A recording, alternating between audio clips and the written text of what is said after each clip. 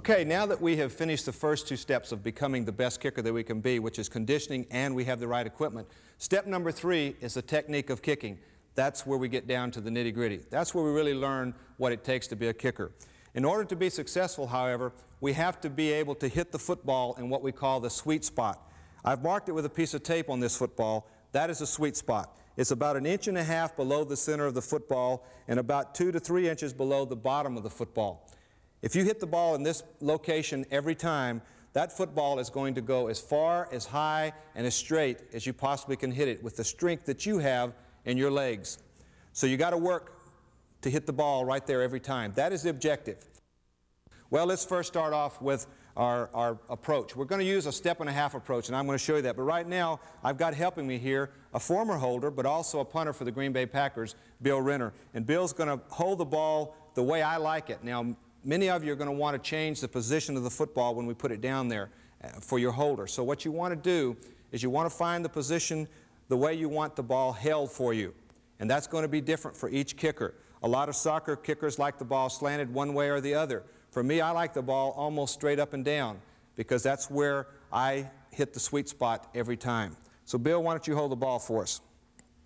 Okay, now what we've done here is we have a spot. Now, as what you want to do, if you're kicking without a tee, what you want to do is you want to find a spot down here on the ground. Now, what I normally would do is go out and kind of mess up the turf just a little bit on AstroTurf, or on grass, you'd go out and kind of push the grass up a little bit so that you've got a spot to shoot for. But that's where the ball is going to be placed when the center snaps it. That's where the holder is going to put it. So, Bill, why don't you put it down there when I say set? Okay, what I'm going to do now is I'm going to back off enough that I have 1.5 steps. Now, I've been kicking long enough that I know where 1.5 steps is. But it's normally going to be approximately 2 yards, 2.5 yards away from the football. Now, when I say 1.5 steps, I mean my first step is going to be 1/2 step. My second step is a full step, but it's all the way up here so that I'm getting some body momentum and weight going through the football. It also is going to make me cock my kicking leg back behind me. So my plant foot, now, if you remember, I said the plant foot needs to be in the same place every time. And what happens after you've worked a lot, you're going to get to the point where your plant foot's going to hit in the same place every time so that you can hit that football in the sweet spot every time. So why don't we try one here? Okay? Set. 1/2 step, full step, and I'm locked. I'm ready to hit the football. Okay? Let's do it again. All right, set. 1/2 step, a full step, boom. That's all it is.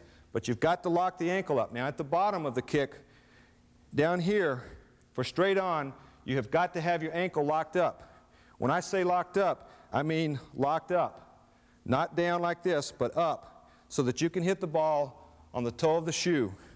You follow through, you plant the foot, the ankle's locked up, you're locked back here, you come down, your knee locks out, follow through.